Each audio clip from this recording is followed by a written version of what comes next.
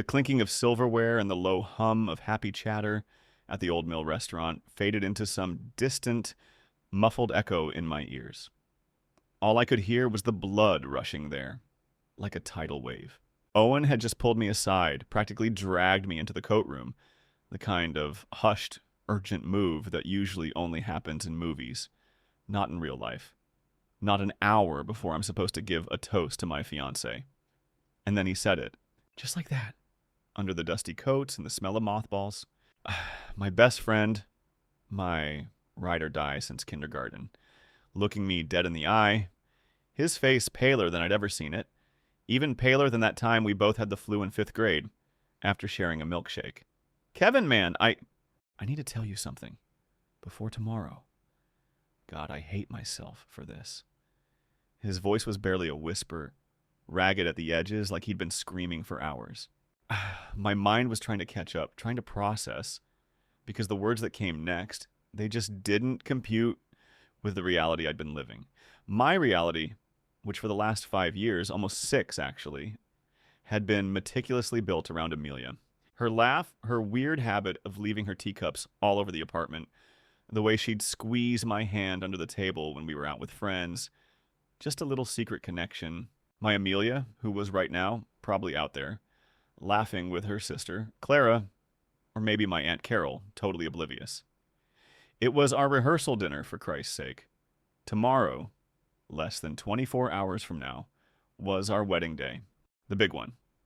We'd picked the venue, argued over the guest list, debated the merits of salmon versus chicken. Amelia, she's 31, I'm 32, and we'd been together since that awkward office Christmas party where she spilled mulled wine on my only good suit.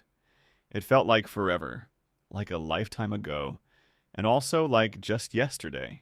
We'd moved in together after a year, adopted a cat, started talking about a future with a white picket fence, maybe 2 kids. It was solid, unshakable, or so I thought. Owen, he was supposed to give the funniest, slightly embarrassing best man speech later. He'd been teasing me about it for months, saying he had dirt on me from when we were teenagers that would make Amelia question everything. We'd laughed about it. Good old Owen, my best man. But this wasn't a joke. This wasn't some harmless anecdote about me trying to dye my hair blue in high school. This was different. His eyes, usually crinkling at the corners when he smiled, were wide and bloodshot, fixed on me with this desperate, pleading look, like he was drowning and dragging me down with him. He was still talking, but the words felt like they were bouncing off the inside of my skull, not actually penetrating. Something about a secret, something about protecting me. My gut clenched so hard, it felt like I'd swallowed a brick. I mean, what could be so bad, so earth-shattering, that he'd choose this moment, tonight, to drop it on me? What could possibly justify ruining the eve of my wedding like this? The air in that little coat room suddenly felt thick, suffocating. The low bass of the music from the main hall thrummed through the floor, a cruel beat to the sudden, horrifying silence that had fallen between us. My entire world, the one I thought I knew, felt like it was teetering on a single, fragile point, ready to collapse at any second. And I hadn't even heard the full story yet. Owen's words were still echoing, or maybe it was just the ringing in my ears, but my mind had already bolted, scrambling back through time, desperate to find an anchor, something to make sense of this sudden, violent rupture. Because for 5.5 years, Amelia was the anchor. My world had really started to solidify the night I met her, December 14th, 5.5 years ago, at the annual Christmas party for Synergy Solutions, the tech marketing firm where we both worked. It was held in one of those slightly depressing, carpeted ballrooms at the Holiday Inn out by the airport. I was 26, she was 25. I remember wearing this horrendous forest green tie that Amelia would later make fun of incessantly. She just started a few months prior in the client relations department, and I'd mostly seen her in passing, a quick nod in the break room. But that night, the music was too loud. The mulled wine was flowing, and she was trying to navigate a crowded area, laughing at something her friend Evelyn had said. She bumped into me, hard. My glass of mulled wine, unfortunately, went straight down the front of my cream-colored shirt, staining it a deep, immediate purple red. I remember just staring at it, feeling stupid, and she just froze, mortified, her eyes wide. "Oh my God, I'm so sorry. Are you okay? This is awful. Let me." She fumbled for a napkin, but it was useless. It was a total mess. Instead of being mad, which honestly was my first instinct, I found myself laughing. She had this genuinely mortified, slightly goofy look on her face. And her laugh, when she realized I wasn't going to yell, was like a bell. We talked for what felt like hours after that, leaning against a fake potted palm, ignoring the bad DJ and the lukewarm appetizers. She was sharp, quick-witted, and self-deprecating in a way that immediately charmed me. I ended up getting her number that night, even with the wine stain still blooming across my chest. Our first few dates were those classic easy ones. Coffee at the Daily Grind, long walks in Fairmount Park, then dinner at some hole-in-the-wall Italian place. She swore had the best lasagna. We just clicked. It wasn't fireworks. Not the kind you see in movies, but it was this deep, comfortable hum. We talked about everything. Our families, our weird childhoods, dreams we had for the future. She loved classic rock. I loved obscure indie films. She was meticulously organized at work, but left a trail of teacups and half-read books all over our apartment once we moved in together about a year later. I, on the other hand, was neat, almost to a fault, but forgot to take out the trash more often than not. We balanced each other, or at least that's how it felt. Every morning, I'd make coffee, she'd make breakfast, usually just toast, but still. Every evening, we'd watch an episode of whatever show we were binging, and she'd inevitably fall asleep with her head on my shoulder, usually around the 20-minute mark. It was domestic, content. Owen, of course, was around from the start. He met Amelia about a month after we started dating. We went out for burgers at the Varsity, our usual spot. I remember him being a little quiet that night, which was unusual for Owen. Afterwards, I asked him what he thought. He just kind of shrugged, said, "She's bubbly, Kev." Definitely not boring. He always had this way of not fully committing to an opinion unless he was absolutely sure, and even then he'd couch it in some joke. I didn't think anything of it at the time, just figured he needed more time to warm up to her, or maybe he was just being Owen, subtly protective of his best friend. They seemed to get along fine, though. Amelia was good at charming people. Really good. Owen eventually seemed to relax around her, sharing old stories about me, giving her a hard time. It felt normal. But looking back now, in this miserable coat room, with Owen's confession still hanging heavy in the air, I can feel the small, almost imperceptible cracks in that foundation, the ones I'd completely ignored.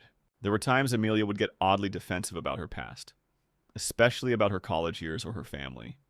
If I asked about an ex-boyfriend, she'd give a really vague answer, then change the subject fast, almost too fast. I just figured she had a messy past. Who doesn't? Or maybe she just didn't like dwelling on old relationships.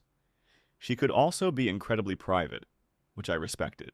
She never brought up her parents much, just said they were difficult and private people who lived far away, and I never pushed it. There was one time, maybe 3 years ago, when she lied about something really small. She told me she had to work late, but then I saw her Instagram story, accidentally posted and quickly deleted, showing her at a bar with Evelyn. When I gently asked about it the next day, she got really flustered, then admitted she just needed girl time and didn't want to make me feel bad because I'd had a rough day at work. It felt like a flimsy excuse, but she seemed so genuinely apologetic, almost tearful, that I just waved it off. We all need space, I thought. Everyone tells little white lies. It felt minor, inconsequential, just a blip. But now, as Owen's panicked words started to coalesce in my mind, that little blip and all the other tiny, dismissed anomalies suddenly felt like giant, screaming sirens that I'd been deaf to. "She's not who you think she is, Kev." I'm so sorry, Owen's voice, raw with some kind of profound agony, finally cut through the static in my brain.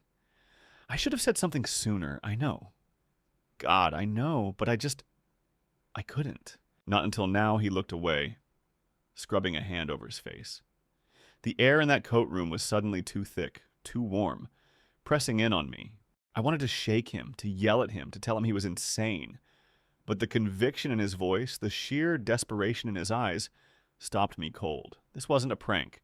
"What are you even talking about, Owen?" I managed to choke out, my own voice sounding thin and unfamiliar. "Amelia? What do you mean, not who I think she is? We're getting married tomorrow." My chest was tightening, a cold knot forming right below my sternum. He took a deep breath, like he was about to dive into freezing water. "Remember last spring, when Amelia kept saying she was going to visit her sick aunt out in Arizona? Said it was her mom's sister, the one with the rare blood disorder. She was gone for almost 2 weeks." I nodded slowly, remembering. I'd missed her like crazy, spent those 2 weeks mostly eating bad takeout and watching sports. "Well, she wasn't with an aunt, Kevin. She was somewhere else, and she wasn't alone."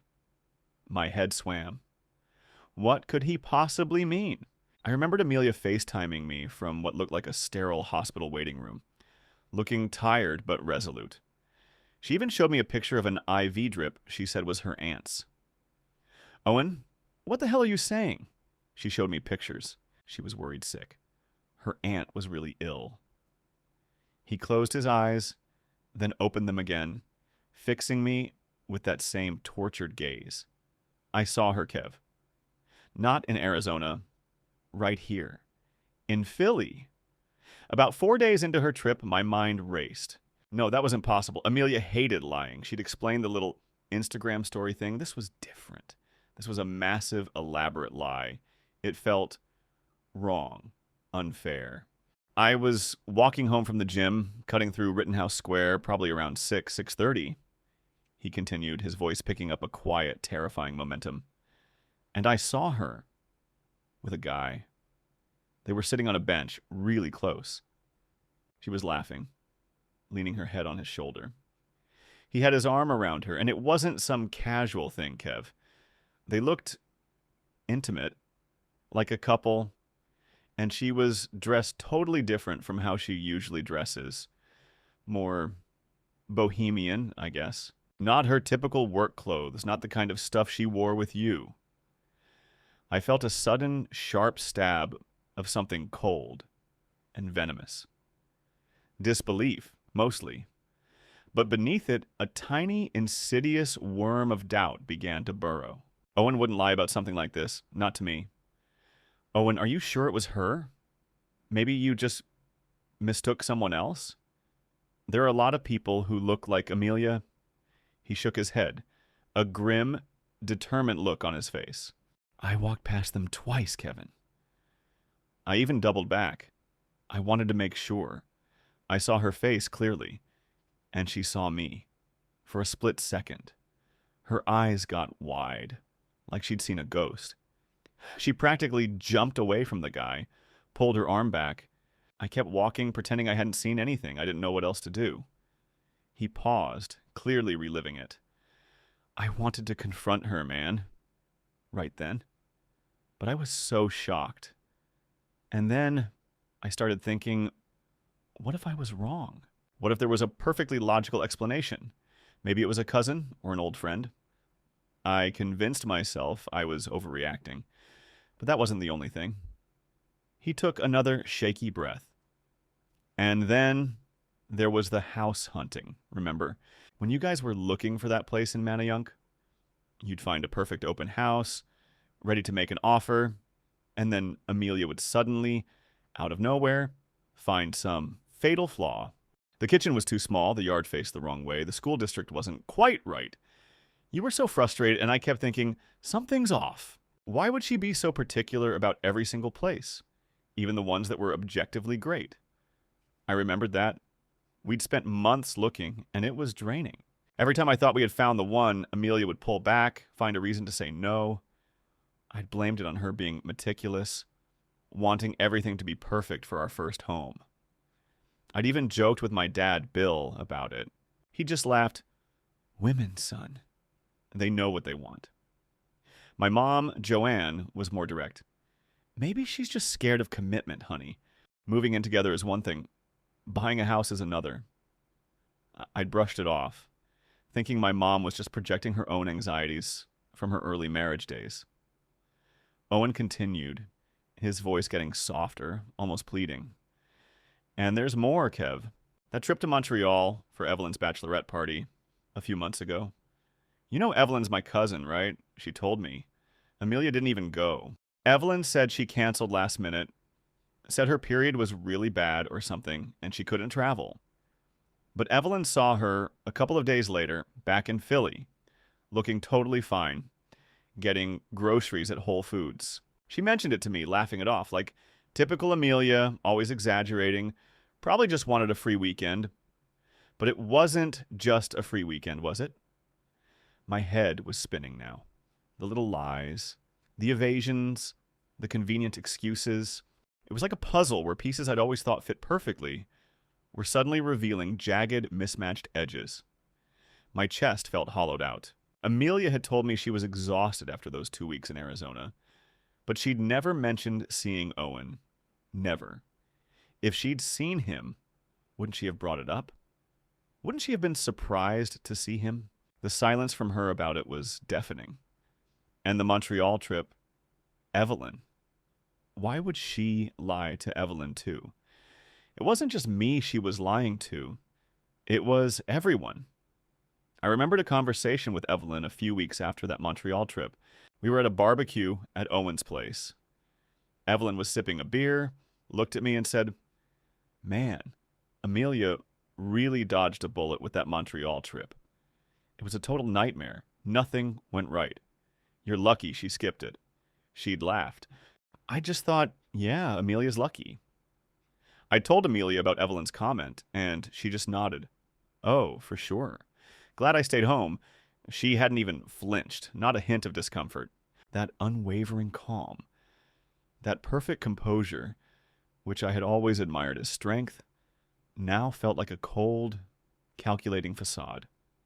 It chilled me to the bone. Kevin? Owen's hand was on my shoulder, a heavy, grounding weight. You with me? There's one more thing. The biggest thing. His voice dropped again, to a whisper so low I had to strain to hear it, over the distant celebratory sounds of our rehearsal dinner. I'm not the only one who knows. Her family, they know. Her real family, my mind short-circuited. Her real family? What was he even saying? This was beyond a couple of white lies, beyond a secret relationship. This felt like some kind of elaborate con, a twisted charade. My palms were sweaty, my heart hammering against my ribs. I felt like I was going to throw up the untouched prime rib I'd just tried to eat. The world was tilting on its axis, and I was just trying to hold on. What could possibly be bigger than this? What else could she be hiding? My mouth was dry. My tongue felt like sandpaper. Her real family, I repeated, the words tasting like ash. What are you talking about, Owen? Her family is... They're in Connecticut. Her mom, Carol, her dad, Richard. They're here tonight, at the table right now, a few feet away from us, sitting with my parents. I gestured vaguely towards the restaurant, my hand shaking slightly. I was trying to find a footing, any logical explanation for what he was saying, but it was like trying to build a sandcastle in a hurricane. Owen shook his head slowly, his gaze heavy with pity. No, Kev. That's not her real mom and dad. Those are hired actors. Amelia paid them. The words hit me like a physical blow. The air rushed out of my lungs, leaving me breathless. Hired actors? My mind reeled, grasping for a joke, a trick. But Owen's face was utterly serious, grim, almost sick. He wasn't joking. This wasn't some elaborate, twisted bachelor party prank. This was real, and it was horrifying. What? I finally managed, the single word barely a croak. My vision blurred for a second, the harsh, fluorescent light of the coat room making me feel dizzy. My stomach lurched, threatening to bring up everything. Owen, that's insane. That's a movie plot. People don't do that. Why would she do something like that? He looked me straight in the eye, his voice low and urgent. Because her real family, they're completely different. They're not well off. They live in a really rural part of upstate New York. And her dad, her real dad, he's in prison for fraud, for embezzlement. And her mom, she's kind of an enabler. Amelia, her real name isn't Amelia Vance, it's Amy Miller. And she changed her name to distance herself from them, from that whole mess. She created this whole new identity, this new life, to get away from it, to hide it. The details, the sheer audacious scale of it, were impossible to process. Amy Miller, not Amelia Vance, her dad in prison. Her parents at the table right now, laughing with my Aunt Carol, were strangers she'd paid to play a role. It was too much. My mind went blank, then raced, then blanked again. All those stories she told me about her childhood vacations, her high school friends, her difficult but loving parents, all lies. Every single one. It wasn't just small deceptions. It was a complete fabrication, a persona built from the ground up, designed to deceive. Me, my family, everyone. I thought about Carol and Richard just a few weeks ago at my parents' house, sitting at our dining table, clinking wine glasses, talking about their garden. Richard had even complimented my dad on his golf swing. How could they? How could she? The sheer audacity. My hands balled into fists, then opened, trembling. A wave of nausea hit me, so strong I had to lean against the wall, the rough texture of the plaster digging into my back. The smell of mothballs, which had been mildly irritating before, was now overwhelming, suffocating. How do you know all this? I finally rasped, pushing myself away from the wall, needing answers, needing something to cling to in this sudden, terrifying freefall. Owen sighed, rubbing his temples. It was through Evelyn, my cousin. Her husband, David, he's a private investigator. He used to work with Amy, years ago, briefly, at a different firm. He recognized her, and he remembered some of the old stories about her past. He'd done some work for her back then, nothing major, just some background checks for a new business she was trying to start. And he dug a little too deep, found out about her real family, her dad. She paid him off to keep quiet. But when he saw her at Evelyn's engagement party last year with you, he put two and two together. He got curious again, started digging a little, just out of professional habit. He found the old records, the name change, the whole thing. My head was spinning so fast I thought I might pass out. Evelyn, David, Owen. They knew. They'd known for months, maybe even a year. And no one said anything. Why?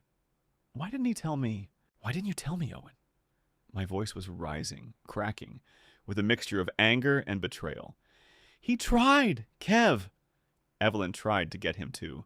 But Amy, she threatened him. Said she'd ruin his business, make up stories about him. Said she knew enough dirt on his old clients to bury him. She was convincing. Terrifying, actually. Evelyn said she saw a side of Amy she never knew existed. He was scared. He actually showed me some of the stuff he'd found just to convince me he wasn't crazy. It was all there, Kevin. The court documents, the old newspaper clippings, the name change papers. It's all real. Owen ran a hand through his hair, looking utterly defeated. And me? I was a coward. I kept telling myself, it's not my place. What if it blows up his life? What if it ruins yours? I kept waiting for the right moment, but there never was one. And then, today, tonight, I couldn't let you walk down that aisle tomorrow, not knowing. The words hung in the air, heavy and poisonous. I looked around the coat room. There was a faint hum from the refrigerators in the kitchen nearby, the distant clatter of dishes, the faint, cheerful murmur of people celebrating. The irony of it, celebrating a lie, was crushing. My life, my future, everything I thought was real, gone. Just like that. In a coat room filled with other people's jackets, smelling faintly of mothballs and stale air. I could feel a tremor starting in my hands, then running up my arms. My chest felt hollow, like something had been ripped out of it. There was a raw, primal scream trapped in my throat, but it couldn't get out. I just stood there, staring at Owen, trying to breathe, trying to comprehend the wreckage. The first thing that popped into my head, stupidly, was the seating chart. My parents at one table, her parents at another. All a performance. My entire relationship. 5.5 years of love, trust, shared dreams, reduced to a stage play. I closed my eyes, but the images of Amelia's smiling face, her sparkling eyes, the way she'd look at me, were all still there, now tainted, twisted into something monstrous. I had to get out of there. I had to confront her.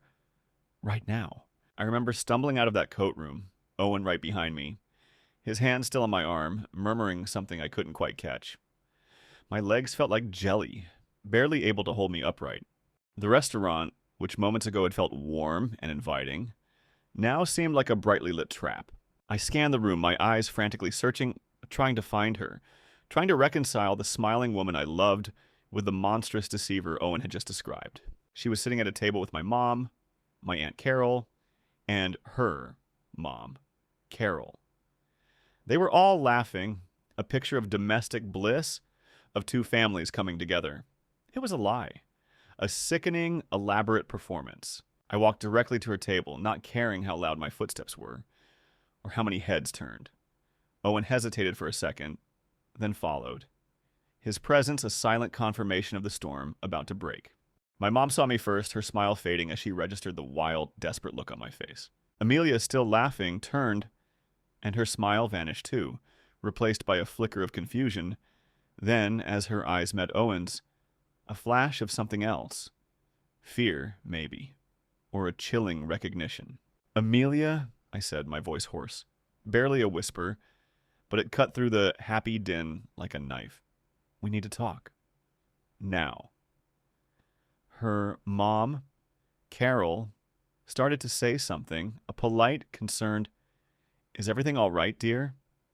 But I ignored her. Amelia's eyes, usually so bright, were now wide, darting between me and Owen. "Kevin, what's wrong? Is everything okay? You look pale." She tried to smile, but it was a weak, trembling effort. "Don't!" I cut her off, my voice gaining strength now, fueled by a terrifying cocktail of betrayal and rage. "Don't you dare pretend!"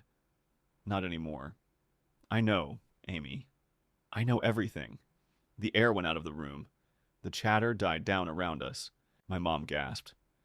Carol and Richard looked like deer in headlights, suddenly much older, much more uncomfortable. Amelia's face drained of all color. She looked at Owen, a look of pure, venomous hatred crossing her features. Then back to me, her eyes pleading, desperate. "Kevin, what are you talking about?" "Owen, what did you tell him?" "I told him the truth, Amy," Owen said, his voice quiet but firm. "About everything." What followed was a blur of shouting, tears, accusations, and a swift, humiliating exit from the restaurant. Amelia, despite her initial shock, quickly composed herself, her face hardening into a mask of defiance. She denied everything at first, tried to twist it, said Owen was obsessed with her, that he'd always hated her, but the look on Carol and Richard's faces, the way they avoided eye contact, betrayed her. Eventually, when I brought up her real name, Amy Miller, and her father's conviction, she just broke. The facade shattered. She started crying. real tears this time, collapsing into herself, sobbing about how she just wanted a fresh start, how she loved me, how she was so ashamed of her past. It was a raw, ugly scene played out in the private dining room, with my parents and Owen as unwilling witnesses. My mom, bless her heart, tried to comfort me, while my dad just kept shaking his head, disbelief etched on his face.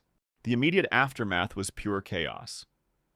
I had to call off the wedding, the venue, the caterer, the florist, all prepaid, non-refundable deposits. We'd put down a hefty chunk for the honeymoon, too. My entire savings, essentially, gone. My parents were furious, heartbroken for me, but also just confused. My mom kept saying, "How could she do this, Kevin? How could someone live such a lie?" Owen felt terrible, obviously, but also relieved. Evelyn and David reached out later, offering their support, full of apologies for not speaking up sooner, explaining the threats Amy had made.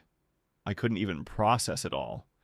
I moved out of our apartment that very night, sleeping on Owen's couch. I couldn't bear to be in that space, surrounded by all the lies, all the furniture we'd picked out together, the photos on the wall, the cat. My poor cat was temporarily with Owen's sister, Sarah, until I could figure out my own living situation. Work was a nightmare. Explaining to colleagues, to my boss, why my wedding was suddenly off and why I was taking indefinite leave was excruciating. The rumors started immediately. It was humiliating. Then the true, practical nightmare began. Our lease was up in 2 months. We had signed a prenuptial agreement, a standard one, thankfully, pushed by my financial advisor, which suddenly felt like the only smart thing I'd ever done. It outlined what would happen with our shared assets, largely preventing her from taking half of what was mine, especially after only 5 years. But the emotional cost was immeasurable. I was a wreck. One minute I was consumed by incandescent rage, wanting to smash everything. The next I was curled up, weeping, grieving not just the loss of a relationship, but the loss of a future that had never even been real. Every memory, every sweet word, every shared laugh was now tainted, suspect. I found myself questioning everything, my judgment, my ability to trust, even my own memories. What was real? What wasn't? It felt like the ground had just fallen out from under me. It's been almost 6 months since the rehearsal dinner from hell. I'm still living with Owen. His couch is surprisingly comfortable, but it's still a couch, you know. I've slowly started looking for my own place, something small, just for me and the cat. The cat, Mittens, is back with me now, curled up on my lap as I type this. She's probably the only truly honest thing that came out of that relationship. Work is fine. I went back after about a month, just needed the routine, honestly. People are mostly kind, some are awkward, but no one really talks about it directly anymore, which is a blessing. My parents have been incredible. My mom calls me every day just to chat, and my dad has been taking me out for beers, just talking about anything but Amy. They don't pressure me, just let me be. I'm nowhere near over it. I still wake up in the middle of the night, sometimes with that same hollow feeling in my chest, sometimes just reeling from a dream where everything is normal again, only to wake up to the crushing reality. I go to therapy now, which I never thought I'd do. It helps, a little. Helps me sort through the anger, the grief, the disbelief. The therapist says it's a form of trauma, the complete shattering of reality, and that it takes time. A lot of time. What have I learned? That trust, once broken, is maybe impossible to fully rebuild, at least not in the same way. I find myself questioning everything now. Every new person I meet, every seemingly innocuous comment. It's exhausting. I also learned that some people are capable of truly incredible levels of deception, and that you can be completely blind to it, even when you think you know someone inside and out. It's a bitter pill to swallow, realizing how naive I was, how much I wanted to believe in the perfect story she spun. Dating? Don't even get me started. The thought of putting myself out there again, of trying to establish that level of intimacy and trust, feels utterly impossible right now. How do you even begin to vet someone after something like this? How do you know when someone is being truly honest with you? When the person you thought you knew so well turned out to be a complete stranger. I honestly don't know if I'll ever trust anyone like that again. I'm afraid of that. Owen and Evelyn and David, I owe them so much. Owen especially. He hated doing it. Hated having to be the one to burst my bubble, but he did it anyway. He's been my rock through all of this. I'm incredibly grateful for the friends and family who've stuck by me, who've listened, who haven't judged. It means more than I can say. There are still so many unanswered questions that churn in my head. Why me? Why go to such lengths? What was her endgame? Was there anything about our relationship that was actually real for her? I probably won't ever get those answers, and maybe it's better that way. Sometimes I still wonder what Amy is doing now. If she's spun a new web of lies for someone else, or if any of this has changed her. I hope not, but I also wouldn't be surprised. I am messed up world sometimes. And sometimes the people you think you know the best turn out to be the biggest strangers of all. I just have to figure out how to live in that world now and how to start trusting my own judgment again.